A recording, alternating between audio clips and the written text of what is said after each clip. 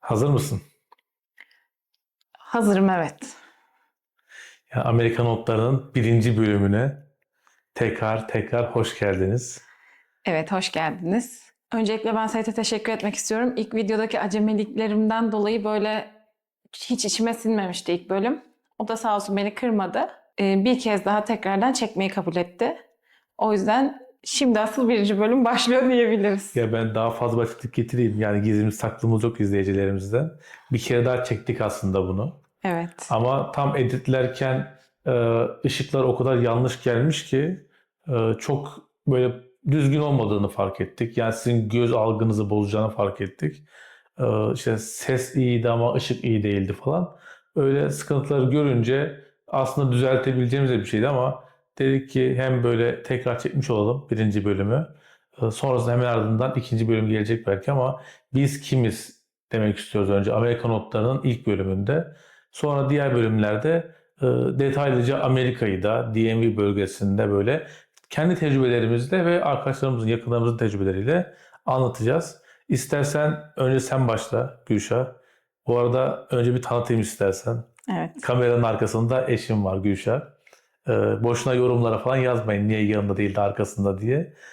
Konseptimiz bu şekilde. Yani hem kendisi istemiyor evet ama bu şekilde de konseptler var farklı kanallarda.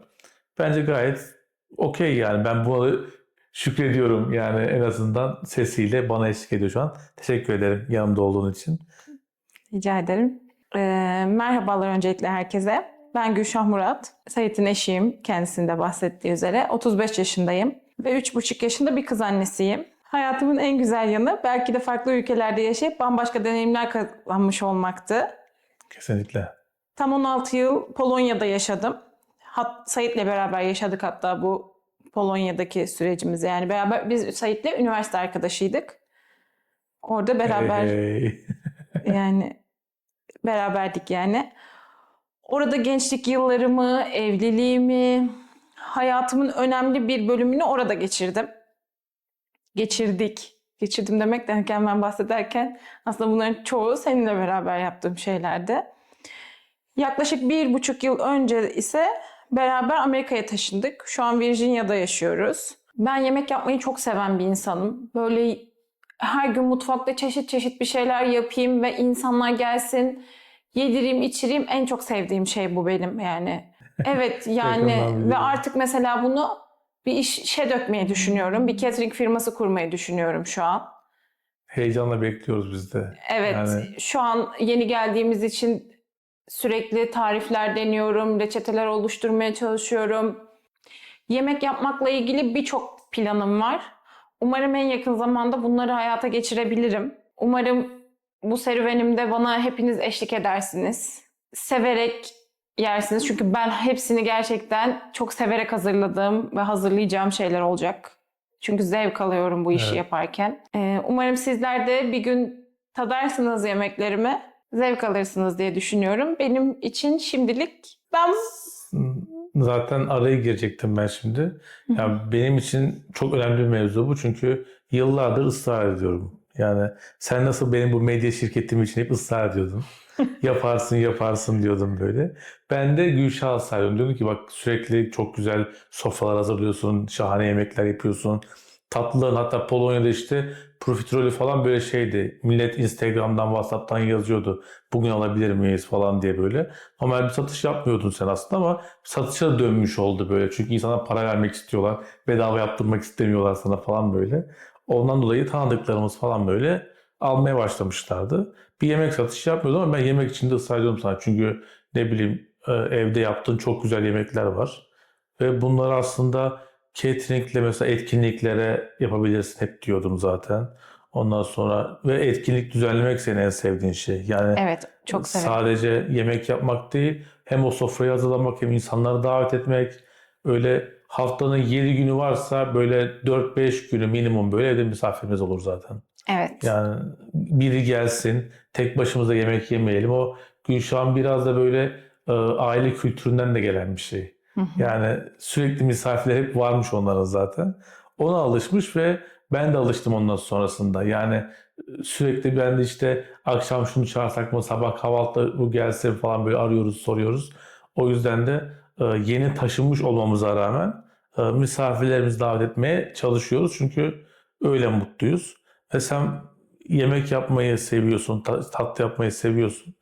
Bunu da bence işe dönüştürdüğün zaman çok mutlu olacağına inanıyorum ben. Evet, ben de çok seviyorum yemek yapmayı, yedirmeyi, içirmeyi ve Amerika'da bunu gerçekten yapmayı çok istiyorum. Çünkü Polonya'da da istiyordum ama Polonya'daki imkanlar burası gibi değil. Burada bu işi yaparsam tutacağına inanıyorum. Ama Polonya'da böyle değil bazı şeyler. O yüzden de burada çok isteyerek, yani aşkla, şevkle yapacağım bir iş olacak bu benim. Süper. Yani heyecanla bence bekliyor olacaklar DMV Talks izleyicileri de. Evet, şimdi biraz sen kendinden bahset. Ben de 35 yaşındayım. Aynı yaştayız. 2 ay büyüğüm sadece Gülşah'tan. Kızımız var 3,5 yaşında ve aslen bilgisayar mühendisiyim.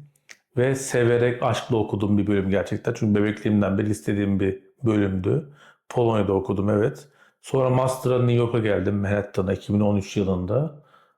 Sonrasında aslında Amerika'ya aşık olma hikayem orada başlıyor. Sonra döndük işte Gülşah'la evlendim. Polonya'da yaşamaya başladık. Ama hep Amerika'ya dönüş böyle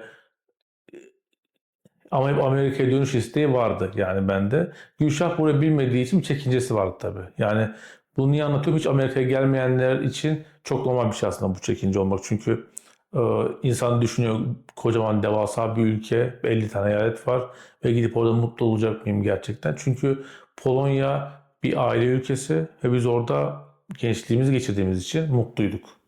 Yani büyük çevremizin çoğunluğu oradaydı bizim Ya zaten. ben gözümü Polonya'da açtım diyebilirim çünkü çıktığımda 18 yaşındaydık yani. Hani hayatla ilgili birçok tecrübemi Polonya'da inşa ettim. Orası benim güvenli alanımda, kendi inşa ettiğimiz güvenli alanımızda orası. Hani Türkiye'deki hayatımızı ailemiz inşa etmişti. Ama Polonya'daki tamamen Evet. bizim kendimizin inşa ettiği bir alandı ve ben biliyorsun güvenli alanımdan çıkmaktan çok hoşlanan bir tip değilim yani. Benim zorumla Amerika'ya gelmiş oldu ve Evet. ilk Atlanta'ya geldik çünkü eşimiz, dostumuz, arkadaşlarımız, e, diğer bir ailemiz orada yaşıyor olduğu için e, oraya geldik. Sonrasında ama hem işten dolayı hem de birçok sebepten dolayı bunları başka bir videoda anlatacağız. Neden Virginia'da yaşıyor diye bir video yapacağız zaten. Ama sonrasında New Jersey, New York tekrar ben Gülşah'ı gezdirdim. E, Yani sadece Virginia'ya gelmeyelim, Atlanta'yı görmeyelim. Georgia eyaletine. New York, New Jersey'yi de gör. Orada da tanıdıklar çok çünkü ben orada yaşadığım için daha öncesinde. Ama sonrasında biz buraya bir şekilde belli sebeplerle, dediğim gibi az önce daha sonra anlatacağımız sebeplerle karar verdik ve şu an için mutluyuz. Sevdik yani Virginia'yı ve DMV Talks kanalında buradaki insanları tanımak ve tanımayanları da başkalarıyla tanıştırmak için aslında. Yani işte iş insanları var, sanatçıları var ya da buraya gelip giden sanatçıları var. Ee, Ve çeşitli sektörlerden insanlar var. Etkinlikler de yapıyorlar. Bunları hem tanıştırırız hem de biz de onları tanırız diye bu kanalı kurmuş olduk ve Amerika notlarının yani bu bölümü yapma sebebimiz insanları hep anlatıyorduk, evet, ama onlar diyorlar ki peki siz de kendinizi anlatın ve tecrübelerinizi anlatın bir şekilde. Biz de dedik ki yeni bir kanal kurmak yerine işte kendi ismimizle DMV Talks'un altında Amerika Notlar diye bir bölüm açalım ve bütün soruları buradan cevaplayalım. Hı hı. Çok kısacık tekrar devam ediyorum. Bilgisayar mühendisliği okudum ama şu anda hem yazılım hizmetleri yine veriyor olsak da beraber Fedego Medya olarak asıl işimiz marketing. Yani 10 yılı geçti belki. Hem farklı firmalarda iş yapıyordum. Sonra ayrıldım. Gülşah ayıldı, bayıldı, nasıl ayrılasın, nasıl istifa edersin diye. Hastaneleri kaldırdık. Abart. Evet, hastaneye kaldığımızı hatırlıyorum ben seni. Gerçekten mi? Evet, Medicover'a kaldırdığınızı çok iyi hatırlıyorum seni. Testler yaptık falan böyle sana. Sen onu unuttun. Asla hatırlamıyorum. Çünkü Gülşen haberi yoktu ben istifa ettiğimde. Dedim ki bir şirket kuruyoruz ve bu marketing hizmetlerini farklı firmalara vermek istiyoruz. Polonya'da kurduk, daha sonra Amerika'da kurduk. Buraya da iki tarafta da yine devam ediyoruz marketing hizmetlerine. DMV Talks ve Lego Medya'nın bir parçası sadece. Yoksa marketing hizmetlerini hem Avrupa'da hem Amerika'da farklı firmalara veriyoruz. İlk, Evet. ilk part bu şekilde. Ama ben bir parantez açmak istiyorum. Bunu şu anda çok Gülşah'ın da haberi yok ama ben editi kendim yapacağım için ona veya işte Volkan'a bırakmayacağım için ona da selam olsun buradan. Bizim Türkiye'deki editör arkadaşımız. Gülşah'a bir özür borçluyum ben. Uzun bir süre ayrı kaldık. O işte Polonya'daki evrak işleri vardı. Ben arada gittim Polonya'ya gittim geldim. Ondan sonra onların yanına gittim. O Türkiye'deydi falan. Ee, Gittik geldik ama bir 6-7 ay ayrı kaldım ve o sırada aslında onu üzecek çok şey yaptım. Ve Wow. ondan dolayı da çok özür diliyorum bütün izleyenlerin karşısında. Bu sürede aslında özellikle o geldikten sonra onu ne kadar sevdiğimi ve ailemi de hem kızımı hem Gülşah'ı ne kadar sevdiğimi aslında anlamış oldum.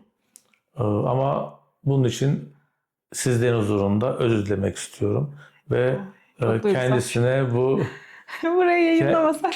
yok özellikle editi ben yapacağım. Yayınlayacağız bunu. Hiç sevmiyor çünkü public alanda konuşmama bu şekilde yani özel o yüzden zaten yanımda diye oturmuyor şu an. Çünkü public alanda olmayı çok sevmiyor. Ama öyle ya da böyle biz 11 küsür yıldır ya bu ay içerisinde 11 yıl dolmuş oluyor. Evet. 11 yıllık evliliğimiz var ve her evlilikte inişler çıkışlar olabiliyor. Biz tam böyle acaba inecek mi derken şu an en güzel çıkış döneminde olduğumuza inanıyorum. Çünkü gerçekten de insan o konfor zonunu ve sevdiği insanı ve güvendiği insanı kolay kolay bulamıyor. Ve bunun değerini aslında anlamış oldum ben. O yüzden de teşekkür ederim kendisine. Yani şu an çok onere oldum ama çok public bir Yayınlayacağım şey bunu. olduğu için Yayınlayacağım. Mesele yok. Çok da geç yayınlamazsam değil ve çok öyle uykum falan da yok. Kızımızı uyuttuk şimdi. Birazdan güzel bir kahve alıp edite başlamak istiyorum bunu. Ve yetiştirebilirsem yarın yayınlamak istiyorum. peki. Tamam, istersen bir sonraki adıma geçelim. Biz kimizi anlatmış olduk. Ben biraz kanalı kurma amacımızdan bahsedeyim. Evet, top sende. Aslında bu kanalı açmamızın sebebi çok basit. Amerika'ya taşınmadan önce bizim de aklımızda yüzlerce soru vardı. Buradaki yaşam nasıl, insanlar nasıl, günlük hayat gerçekten anlatıldığı gibi mi? Alışveriş, resmi işlemler, gezilecek yerler, çocukla yaşam. Bizim yani en çok kafamızı Kesinlikle. kurcalayan şeydi bu. İyi veya zor yanları neler işte hani bunları sizlerle paylaşmak istiyoruz. Biz de bu süreçte yaşadığımız tüm deneyimleri, öğrendiklerimizi, keşfettiklerimizi sizlerle paylaşmak istiyoruz aslında. Bu kanalda Amerika'daki günlük yaşamımızı, gezdiğimiz yerlere, karşılaştığımız ilginç durumları, alışveriş deneyimlerimizi, faydalı bilgilerimizi ve bazen de taşıma sürecimizde yaşadığımız komik anıları Anladım. bulacaksınız. Kısacası burası tamamen gerçek deneyimlerimizin paylaştığımız samimi bir kanal olacağına inanıyorum ben.